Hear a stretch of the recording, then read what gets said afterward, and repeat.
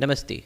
We carry forward our discussion on lithosphere and landforms, and in this lecture we shall have a look at geomorphology and processes. Now, the term geomorphology is derived from these word roots. Geo meaning land or earth, morph is form, and logos is study. So essentially geomorphology is the study of earth's form or the study of landforms. So basically geomorphology asks the question, what are the different landforms that we have on earth, where are they located, and why are they located where they are located. So essentially, in place of having an earth that was just a sphere uniform everywhere, why do we have an earth where we have mountains somewhere, depressions somewhere, and maybe plateaus somewhere, hills somewhere? Why do we have these different features? And what are the forces and processes that lead to the generation of such different landforms? Now, in geomorphology, we recognize two different kinds of forces. The first are endogenic forces, which are internal forces, mainly landforming forces, and the second is exogenic forces, which are external forces and are mainly land wearing forces. Now, the term endo, E-N-D-O, it refers to inside, and genesis is creation. So these are the forces that are created inside, which is why we call them as internal forces. Exo means outside. Genic, again the term is related to genesis, creation. So these are the forces that are created outside. So these are external forces. Now when we say inside and outside of what? So this is inside and outside of the earth. So endogenic forces are originated inside the earth, whereas exogenic forces originate outside the earth.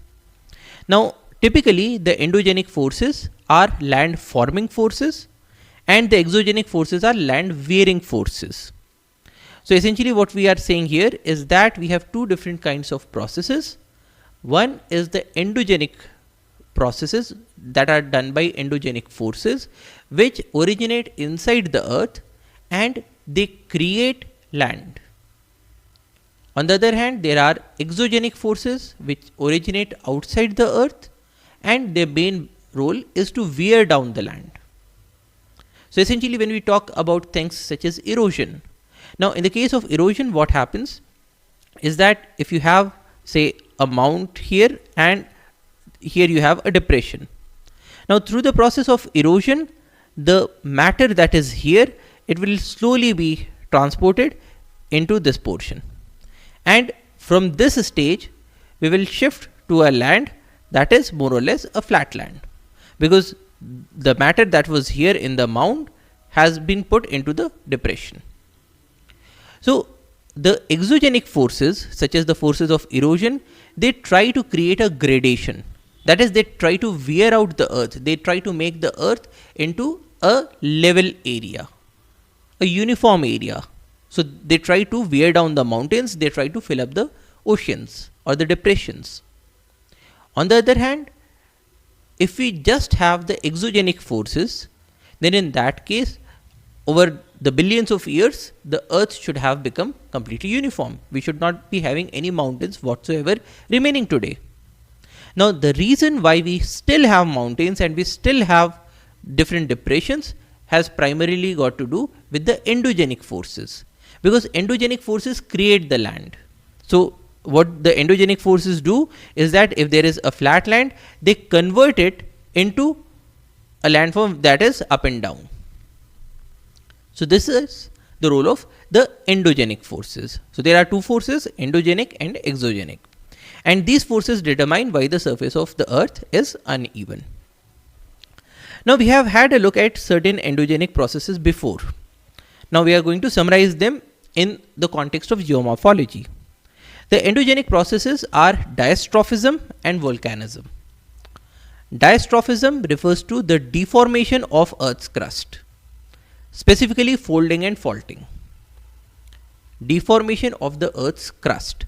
Now, what happens in the case of folding is that, suppose you consider a sheet of material. Let us say that this is the Earth's crust. Now, if a force is applied on the Earth's crust, something like this, what will happen is that this crust, because you are applying pressure on both the sides, what will happen is that it will turn into certain folds. So it will become something like this. Now, it is the same material that was here, the same material is now here, but the thing is, in place of being a flat thing, it has now become up and down. Now, this is known as folding. And folding is the process that results in the creation of fold mountains and also certain depressions. So, the areas that have gone up, they become mountains. The areas that have gone down, they become depressions. Along with folding, we also have faulting. So, as we have observed in a previous lecture, that in the process of faulting, we can have certain portions that go up and certain portions that go down.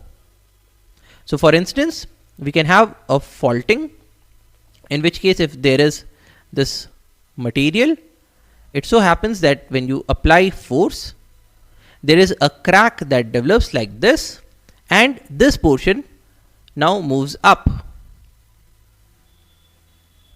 and it becomes like this. So, now the configuration is like this. Now, here again we have created an area that is higher and we have created an area that is lower. So, the process of folding and faulting, both of them lead to deformation of the Earth's crust, and this can lead to the creation of different landforms. Now, in this context, we differentiate between orogenic processes and eperogenic processes. Orogenic means mountain building. Oros is mountain, genesis is creation. So, these are mountain building processes such as folding. So, when we talk about fold mountains such as the Himalayas, we have observed in one of the previous lectures that in the case of Himalayas, what happened was that we had two plates. They came together, and after some time, because of the pressures, one portion got up and up and up, and ultimately we got the creation of a mountain. So, this is a process that leads to the creation of fold mountains such as the Himalayas. Eperogenic processes are continental building processes. They occur on a much larger scale. So, they create continents, typically by uplifting or warping of large parts of the Earth's crust. So, orogenic processes occur on a smaller scale as compared to the eperogenic processes, and the main eperogenic processes are uplift or warping. Other diastrophic processes are earthquakes. Now, earthquakes also result in the creation of different landforms, because there is a violent release of energy. There are waves that get propagated, and typically the surface waves can result in changes to the landforms.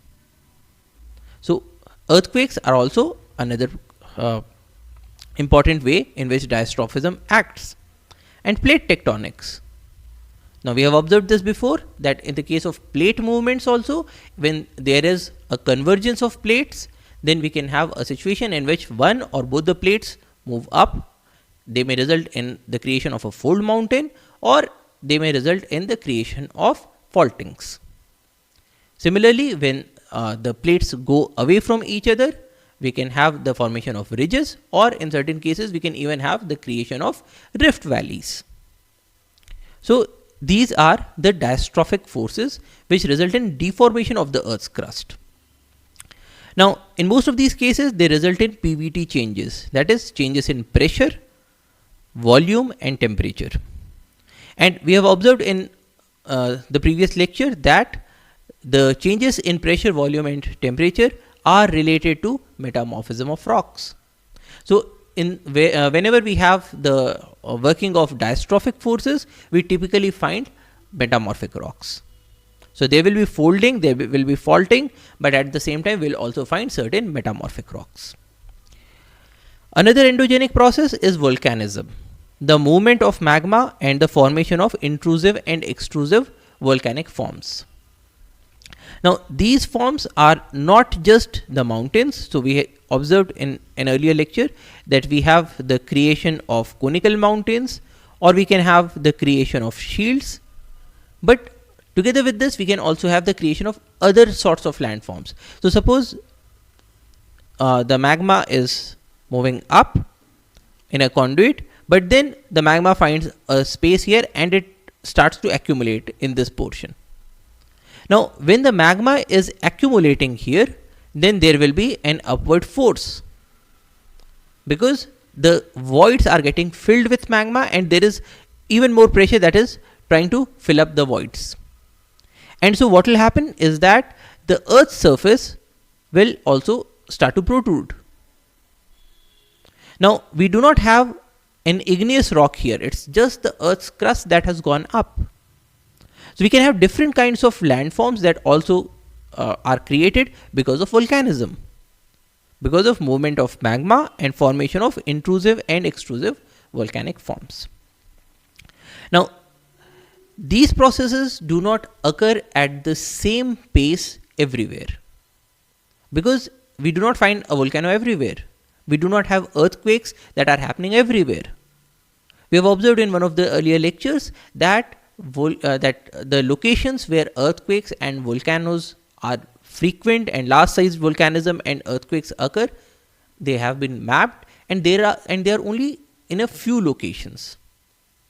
Now it means that the forces, the endogenic forces that are due to these activities, earthquakes, volcanoes and other forces, they are localized. They are not acting everywhere at the same time. Now if they are localized, if they are non-uniform, then it is possible that in certain areas there will be an uplift and in certain other areas there will not be an uplift. So what happens in these cases is that you have the flat surface of earth that is getting converted into an uplift somewhere, but elsewhere it's a level land. So in this way these endogenic forces create the landforms. So since geothermal gradients, heat flows, crust thickness and strength are non-uniform, so these endogenic processes result in an uneven surface of the earth. It's not just these forces that they are acting in localized manners, but at the same time the thickness of the crust and the strength of the crust, they are also non-uniform. So for instance, if we have the crust like this and there is the force that is acting on both the sides, then it is not that everywhere you will get a fold or everywhere you will get a fault, because it is possible that this region is having a high strength.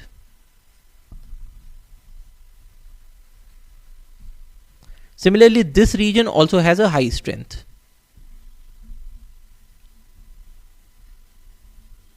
But probably this region is having a low strength. Now when it has a low strength, then the chances are more that we'll get a fault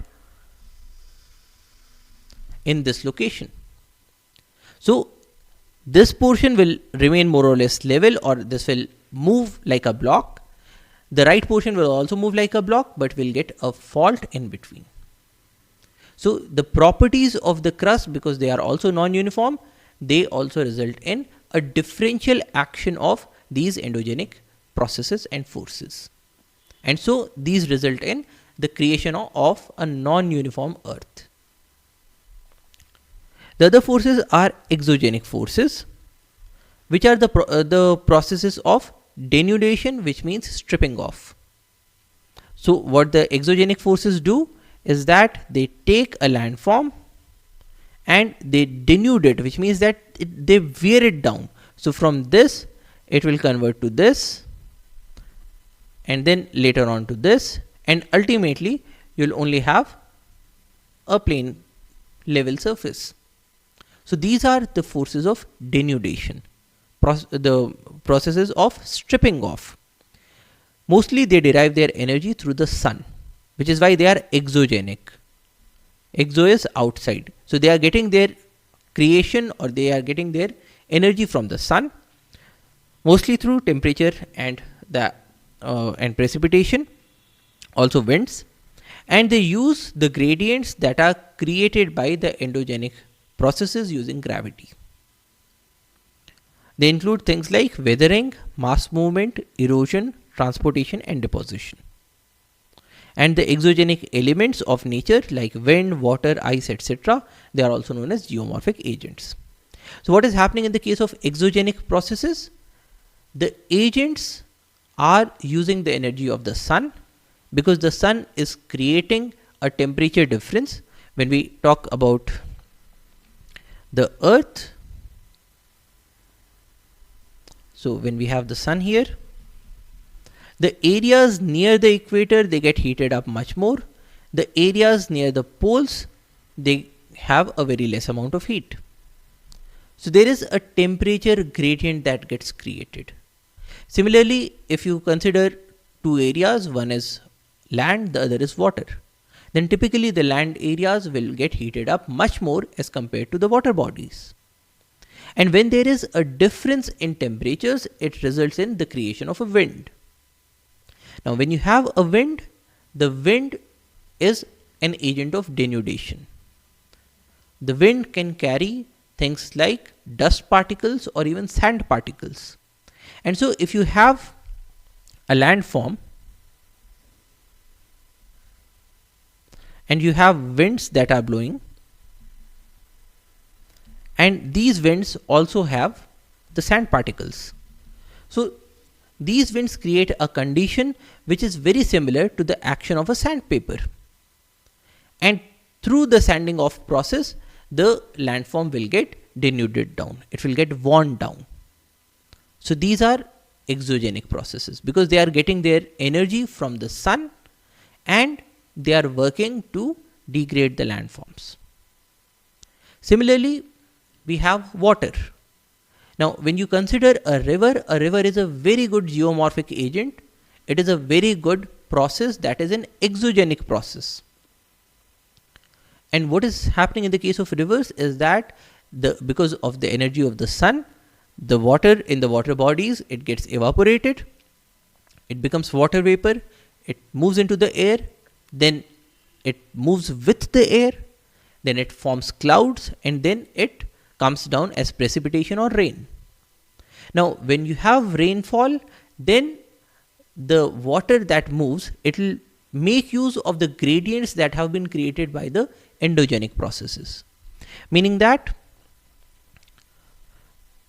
if you consider a mountain like this, so if there is rainfall on this side, then the rain is going to move from this top portion to the down portion because of gravity.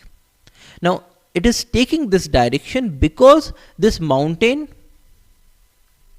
already exists, and this mountain was created by an endogenic process. Now, this mountain creates a gradient along which the water will move. Now, when the water moves, it is also able to erode the land. It is also able to transport materials in the form of sediments, in the form of small pebbles, in the form of sand. And so, water also becomes a very good agent of geomorphology. It is a very good exogenic process, because again here also it is getting created outside the earth. It is getting created using the energy from the sun. So these are the exogenic processes. They lead to denudation, which is stripping off. They derive their energy from the sun, use the gradients created by endogenic processes and gravity. And they include things like weathering, mass movement, erosion, transportation and deposition.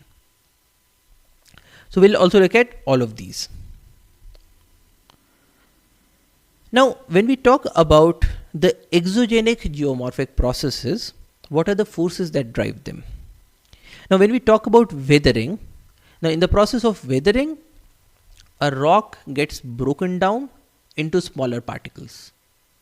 because of physical agents, because of chemical agents. Now, when a rock is breaking down into smaller fragments, it is breaking down because of the action of a number of things. One is gravity. Now, gravity acts because if you consider a rock like this and it is getting heated up by the sun, because of this heat, this portion is getting heated up in the daytime. In the night time, it gets cooled. So in the daytime, there is expansion. In the night time, there is contraction. So there is contraction during the night time. Now, because of regular expansion and contraction, it is possible that this fragment will slowly break off. Now, when it breaks off, it will move down because of gravity and it will probably accumulate here. So, gravity plays a role in weathering. Molecular stresses play a role. So, it was the stress at the molecular levels because of the agent of heat in this particular case that led to weathering. Now, suppose the material was very strong, suppose the material was very resilient, in that case it would not weather easily. But if the material is a softer material that shows a very great amount of expansion and contraction, in that case it will weather much more easily. So, the molecular stresses are also a driving force in weathering. Chemical actions. So, it is possible that in the case of this rock, there is certain portion that has, say, calcium carbonate. Now, calcium carbonate can react with the carbonic acid that is present in the rainfall and it will then get dissolved.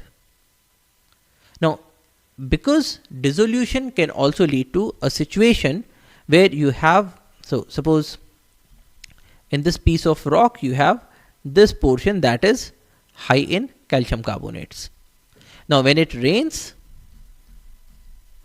you have water that absorbs the carbon dioxide in the air and it forms the carbonic acid. Now, this carbonic acid can react with calcium carbonate and this will lead to dissolution. Why? Because it will lead to the formation of calcium bicarbonate, and calcium bicarbonate is soluble in water. So, when this happens, this portion, the white portion, it will get dissolved, and when it gets dissolved, the portion that is on the top of it, it now becomes free. So, this is a fragment that has been created by a chemical process. So, chemical agents actions also play a role in weathering. Similarly, biological actions. Suppose you have a rock and in this rock there are certain cracks, and suppose a plant comes up. So, there is a plant that is now growing here. The roots have entered inside. Now, the roots, when they are growing, they exert a force in the outward direction. In that case, the cracks will increase in size because there is a force that is acting because of the role of these roots. And this force or this pressure that is getting created, it will lead to an expansion of this crack. It will lead to the creation of a larger sized crack. And when this crack reaches to this point, this portion will topple off. So, in this way, we can have the action of biological beings such as plants that help in weathering. Now, not only through physical processes such as pressure, but there are also certain chemical reactions that are aided by the biological processes. So, for instance, you have this crack and suppose a plant came up, the root came up here, it was not able to exert a great amount of pressure on this rock, but later on this plant dies. Now, when this plant dies, you have this portion of root that is inside. Now, when the plant dies, then microbes will start to act on this root and they will degrade this root. Once this root gets degraded, it will lead to the generation of acids. The acids will act chemically to probably further the weathering of this rock. It can also lead to the creation of gases, which will then exert a tremendous amount of force on this small portion of the rock. And through the action of these acids and gases as well, you can have a situation where the crack increases in size and then this portion gets toppled down. So this is another driving force for weathering. In the case of mass movement, it is the movement of large size masses, primarily because of gravity. So gravity is the driving force for mass movements.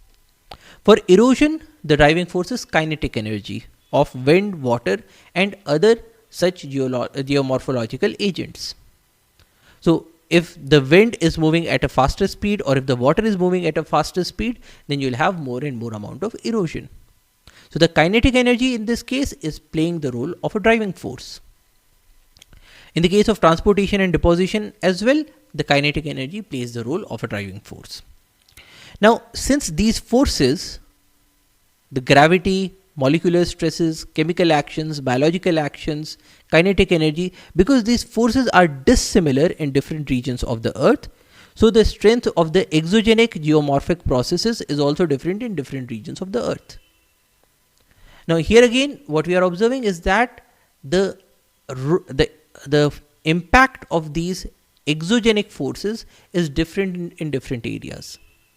Not only that, the intensity of action of the exogenic geomorphic processes also depends upon the type of rocks and their structural aspects. So when you have the same water that is acting on different rocks, it is possible that one rock degrades faster, the other rock degrades at a slower speed. And so the action of these exogenic forces is different everywhere on the earth.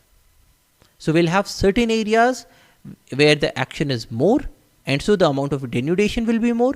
In certain other areas, the action will be less, and so the amount of denudation will be less. Now this also leads to the creation of differential landforms on the planet. So for instance, suppose we began with two hills that are probably of the same size, but one is getting denuded faster. So after a while, you will find that you have a large sized hill and probably a smaller sized hill. And so the exogenic forces also lead to the creation of differential landforms on the planet. Now the intensity of action depends on the type of rocks and their structural aspects, including things like folds. Now if a rock has a fold, if the rock is like this,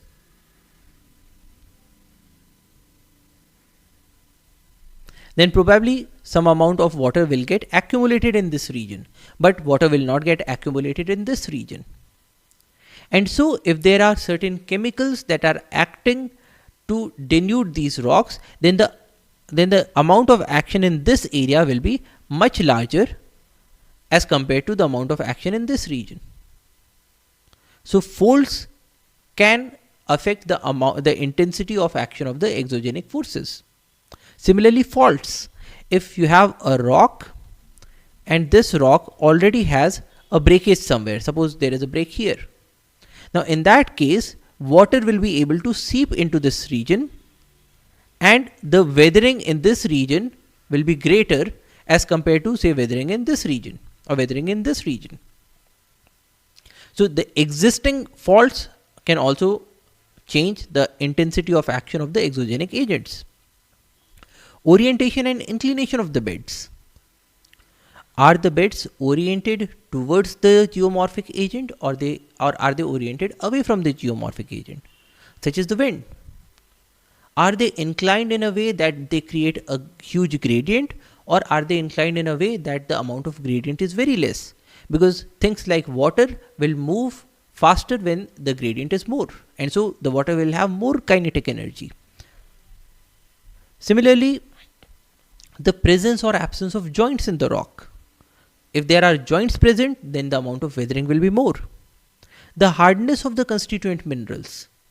If the constituent minerals are harder, in that case the weathering will be much more delayed as compared to cases where the constituent minerals are softer, because softer things are degraded faster. Similarly, the chemical reactivity of the constituent minerals. Do we have things like calcium carbonate in the rock? Because calcium carbonate is very highly reactive. If there is a small amount of acid, it will denude this rock. So the chemical reactivity of the constituents. Similarly, the permeability of the rocks. If the rocks are permeable, meaning that they permit water to get inside them. So together with water, we can also have acids that go inside. If we have water that seeps inside, then probably if it becomes very cold, the water will freeze and it will begin to expand. Now, water, when it is able to enter into a rock because it is permeable, it will be able to create a great amount of force to break up the rock. But if water is unable to enter, then in that case, the forces will not be there. So permeability of the rocks also play a role. So all of these factors determine the resistance of the rocks towards weathering.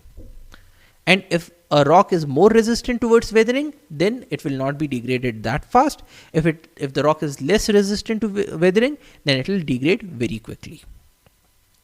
Now let us look at these processes in more detail. What is weathering? Weathering is defined as mechanical disintegration and chemical decomposition of rocks. In this process, the rocks are getting mechanically disintegrated. That is, they are breaking up in a mechanical fashion. And they are getting chemically decomposed, meaning that chemicals are acting on these rocks and they are decomposing this rock through a chemical process. And this process happens in situ, which means that this process occurs on the site of the rock. We are not talking about transportation of the rock to any other area. The process of weathering will occur wherever the rock is. And it is regulated by a number of things such as geological factors, climatic factors, topographic factors, vegetative factors, depth of the weathering mantle, and so on. So geologically, if you have an area that suffers from a great variety of earthquakes, in that case, probably the rocks will be having a large number of defects, a large number of faults, a large number of joints, and in such cases, the amount of weathering will be greater. It also depends on the climatic factors. If you have rocks in an area where you have plenty of rainfall, if you have rocks in an area that has a very abundant amount of sunshine, or rocks in an area where you have the thawing action of snow.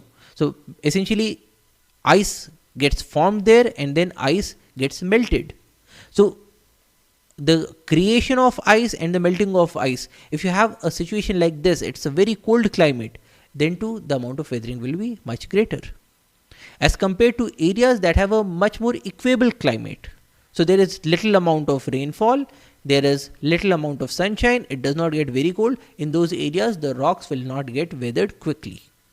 But in areas where the climatic factors are not supportive, the rocks will get weathered very quickly. It also depends on topographic factors. Things like whether these areas are on a height or whether they are in a depression. If you have things at a height, then probably those areas will typically have less amount of rainfall, or the rain will not be able to stand in that area. It will quickly get washed away. Whereas in the depressions, the rain will get accumulated. There will be an accumulation of water, and so the action of water will be greater. In those areas, in such topographies where the slope is greater, the water will be having a larger speed. In that case, when the water is moving faster, then it will have more kinetic energy and the amount of weathering that it can cause will be much greater. It also depends on vegetative factors. So suppose you have a rock and we have observed that if there are cracks and if there is vegetation, then this vegetation can lead to the exacerbation of the cracks. But there is also another thing. Suppose you have a rock in a forest.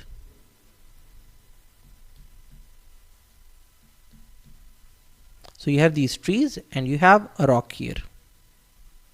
Now in this case, the sun is not able to heat up the rock directly because the rock is there in the shade of the trees. So the trees will act as a modifying agent. Similarly, raindrops will not be able to directly impinge on the rock because they will get stopped by the canopy. And so the vegetative factors can play a role in increasing the amount of weathering, or they can play a role in decreasing the amount of weathering. Also, the depth of the weathering mantle. What is a weathering mantle? If you consider a rock, and this rock is in the process of weathering. Now, suppose the top layer has already weathered. What happens to the bottom portion? If you have this thick a depth of the weathering mantle, so this is a weathering.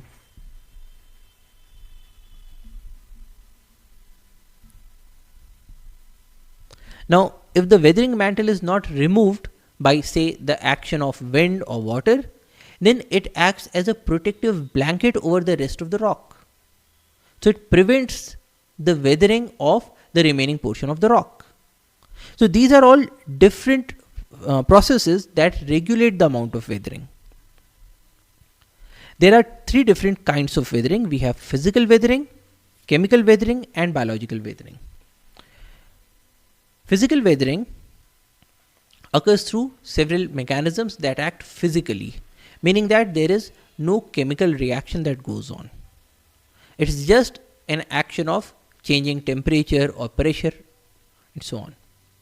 So we can have things like thermal stresses. Now we have observed thermal stresses before in the case of a rock that is getting heated up in the daytime and it gets cooled in the night time. When there is heating, there will be expansion. When there is cooling, there will be contraction, and a regular expansion and contraction, this will lead to a disintegration of the rock. So this is physical weathering due to thermal stresses. We can have frost weathering or cryofracturing. In this case, if there is a rock with, say, a small crack, water enters into this crack, and at the night time this water freezes when the temperatures go down. Now, if we talk about water that is freezing, we'll find that the ice has a larger volume as compared to water, because ice is less dense than water. If you put an ice cube in water, the ice cube will float. Now the ice cube floats because its density is less. Density refers to mass per unit volume. Now when we say that ice has a lesser density than water, it means that for the same mass, it has a greater volume than water. Now greater volume means that the ice is going to take more space. That is, it will increase in size as compared to the size of the water. And so this will exert a force that is on the outside. And with this, the crack will increase in size. So this is frost weathering or cryofracturing. Cryo is cold, and in this case we are getting a fracture in a rock because of cold conditions, because the water is getting frozen into ice. Another mechanism is the mechanical action of ocean waves. Now ocean waves, when they strike at a rock, they are exerting a physical force on the rock. They are bumping against the rock again and again. They'll probably also be carrying some amount of sand, which will also act as a sandpaper to wear off the rocks. So we have the physical bumping and we also have the sand, because of which the rock will weather in a physical manner. We also have the pressure release due to erosion of overlying layers. What is that? Suppose we consider land and there is an intrusive igneous rock that gets formed here. Now when the rock was getting formed, then there was a pressure that was being exerted by the earth on this rock. And so this rock got created under a condition of intense pressure. Now later on, if the top portion of the soil, if it gets eroded, so now this soil is removed and now only this much amount of soil remains. Now in that case, the pressure that is now being exerted on the rock, it will be lesser. So when the pressure is less, in that case, the rock will tend to increase in size. Its size was limited by the pressure, and so when the pressure is released, the rock will try to increase in size, and because of that there will be fractures that get developed in the rock. This is another mechanism of physical weathering. Yet another mechanism is the growth of salt crystals. Now here what happens is that you have a rock, and if there is a small crack and you have water that also has salt, so that water gets filled inside. Now in the daytime, when you have the sun, the water gets evaporated as water vapor, but the salt that was inside, it remains here. So that leads to a concentration of salt to increase. Now when the concentration of salt increases, then we have the process of crystallization. That is, the smaller crystals of salt that get formed, they tend to increase in size due to crystal growth. Now once you have a crystal inside here, then this crystal, when it is growing, this will again exert a force on the outside, and because of this force also there will be a physical weathering. So this is yet another mechanism of physical weathering. When we talk about chemical weathering, we can have chemical reactions such as carbonation and dissolution or solution. Now we have seen this before. Carbon dioxide in the air dissolves in water to form carbonic acid, and carbonic acid can act on calcium carbonate in the rocks to form calcium bicarbonate, and calcium bicarbonate being soluble in water, it is removed from this area. Other reactions include hydration and increase in volume, as in the case of calcium sulfate. So when it reacts with water, it forms gypsum, which has a greater volume than the anhydrous calcium sulfate. Now an increase in volume will also result in greater pressures that are exerted by this material. We also have hydrolysis, which is breakage because of the action of water, and we also have redox reactions, that is oxidation and reduction reactions. In the case of biological weathering, we have a combination of both physical and chemical methods.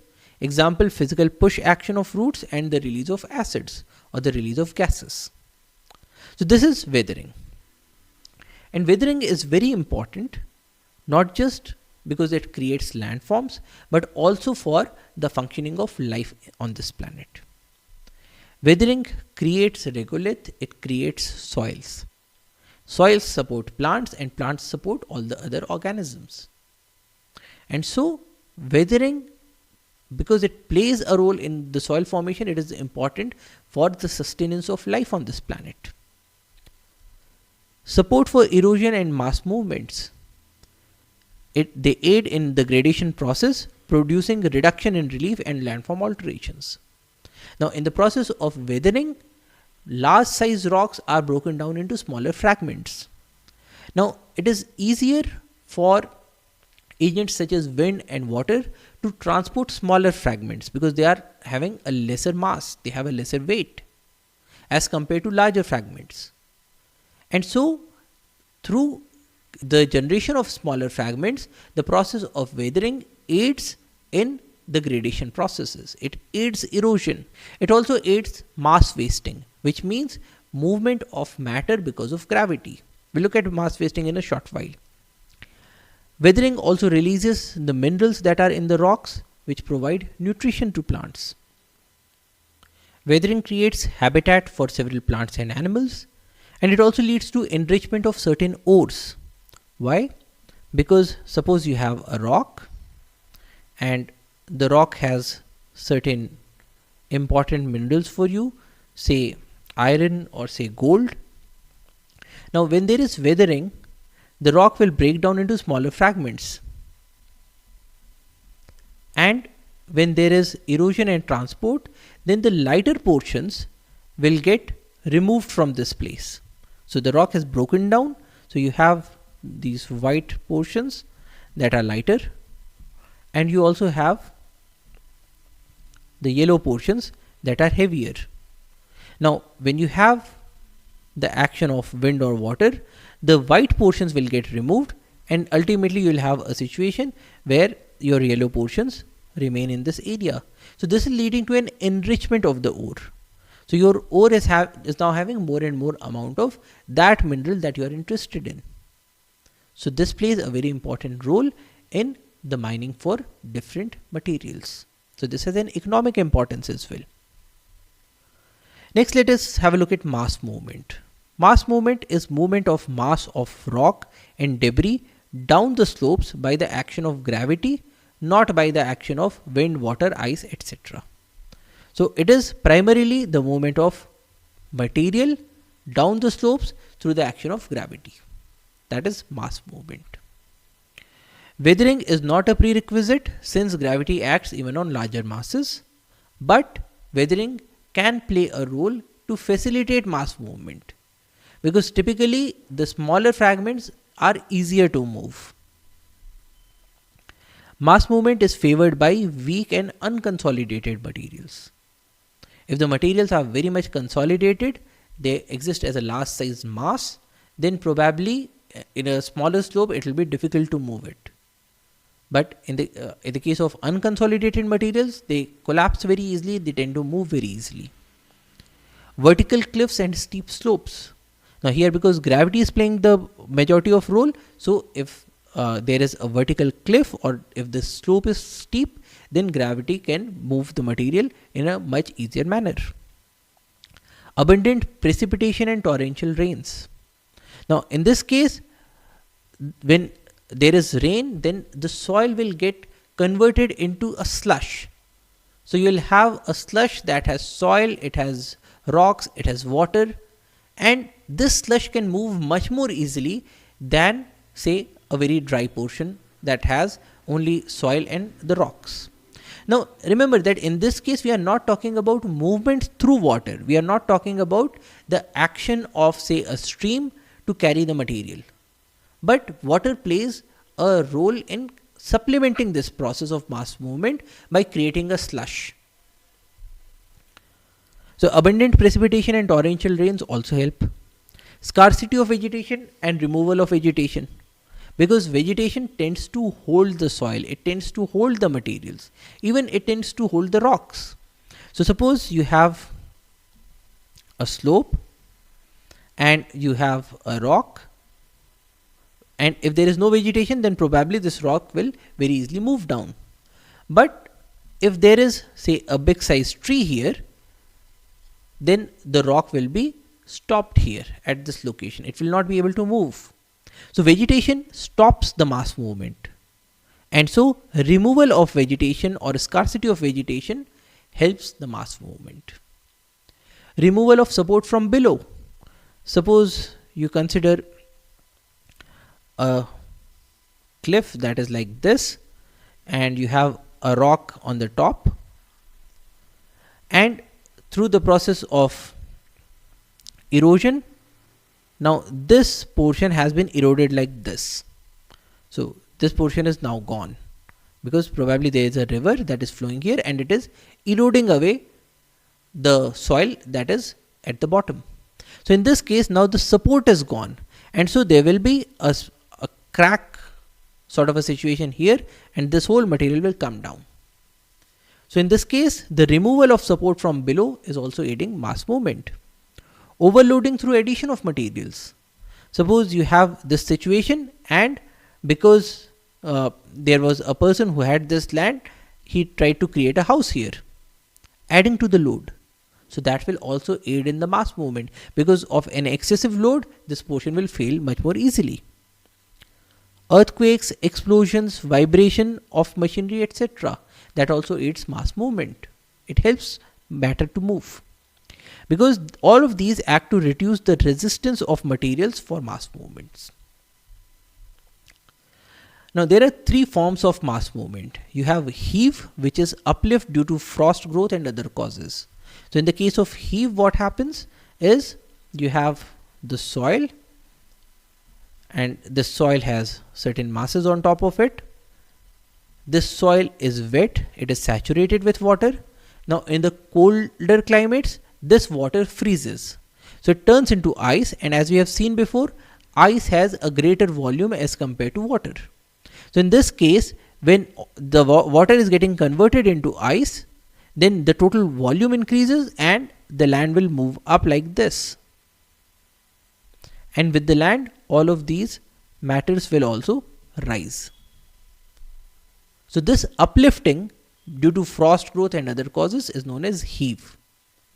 We also have flow. Now in the case of flow, there is a movement of material together with water. And we can also have slide. Now in the case of a slide, you just have a slope, there is a material, and this material slides down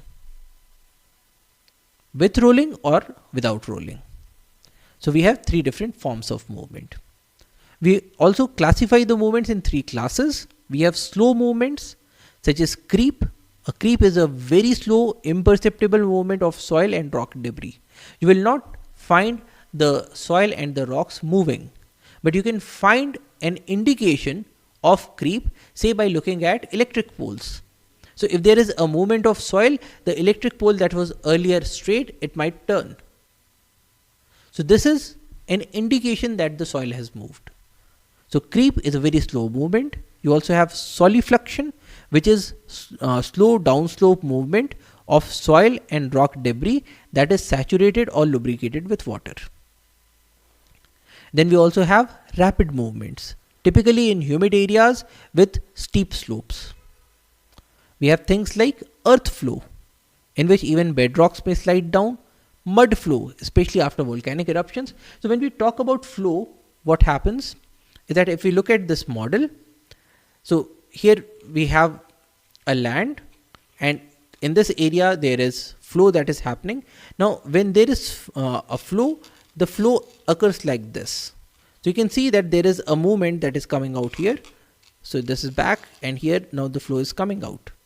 Now in the case of flow, because the material is having lots of water, so it will typically move right next to the ground. We also have avalanches, which are very fast movements, especially on narrow tracks, on steep slopes, especially after and with earthquakes as in the Himalayas. And we also have landslides. Now landslides typically occur in drier areas, and we have things like slump. Slump is slipping with a backward rotation. So what happens in the case of a slump is that here you have a land which is a flat land. Now in the case of slump, this material goes down with a rotation. And so now this portion has come down, but it has also come down at an angle. So this is the angle that is created. So this is slump, which is slipping with a backward rotation. We also have slide. A slide is a rapid sliding without backward rotation, meaning that if we begin with a situation like this, so here you have a flat land. In the case of slide, this portion goes down like this. So the matter has gone down, but we still have this flat area on the top. There is no rotating movement. It does not rotate like this. It just remains a flat portion. So that is slide, and we can have debris slide, which is movement of debris. We can also have falls. Fall is a nearly free fall of material such as debris or rock slide, or we can also have rock falls, which is falling of rocks. We also have rock slides, which is the sliding of individual rock masses. Now typically weathering is also followed by erosion. Erosion is defined as the application of kinetic energy associated with the agent to the surface of the land along which it moves. So Erosion is again a degrading process which is aided by but does not necessarily require weathering. It is aided by weathering because if you have smaller fragments to move, then you can move the fragments easily. So it is aided by weathering, but weathering is not a prerequisite because in the process of erosion, even larger sized rocks can be moved. But the important thing here is the application of kinetic energy. It is occurring because the erosional agent is having kinetic energy. Good erosional agents are things like wind and water. So if they are moving with a speed, they can also carry material with them. The agents of erosion that are controlled by climate include things like wind, running water and glaciers. The agents of erosion that are not controlled by climate include things like waves and groundwater. Now all of these, because they have kinetic energy, because they have movement, so they can carry materials along with them. So they are agents of erosion. There are agents of erosion that are controlled by climate, and there are also agents of erosion that are not controlled by the climate. But then once the material is moved, what happens to the material? Well, later on this material will be deposited somewhere. So the material is moved, it is transported, and later on it is deposited. So transportation and deposition are also consequences of erosion. When the agents of erosion lose their velocity and energy on gentler slopes, the materials that are carried by them get deposited. So suppose you consider a hilly region. So in this portion, the water is moving with a greater speed. In this portion, the water is moving at a slower speed. So the fragments or the sediments that are carried by water, they will be deposited in this area because the water speed is going down. So agents of transportation or agents of erosion are also agents of deposition. Coarser materials are deposited earlier than finer materials because it is difficult to move the coarser materials, and so they are deposited earlier. As soon as the speed reduces a bit, the coarser materials will start to get deposited. Whereas the finer materials can be carried even at lower speeds, and so they will be carried to a much greater distance. And transportation and deposition aid the process of aggradation. Now, we are not talking about degradation, which is wearing off of surfaces, but we are talking about aggradation, which is the addition of things. So in this case, when material is being added to this area, then we are getting a landform that is getting created like this. So this is a landform that is being created through the process of aggradation. So the agents of erosion are also the agents of transportation, and they are also the agents of deposition. So that's all for today. Thank you for your attention. Jai Hind.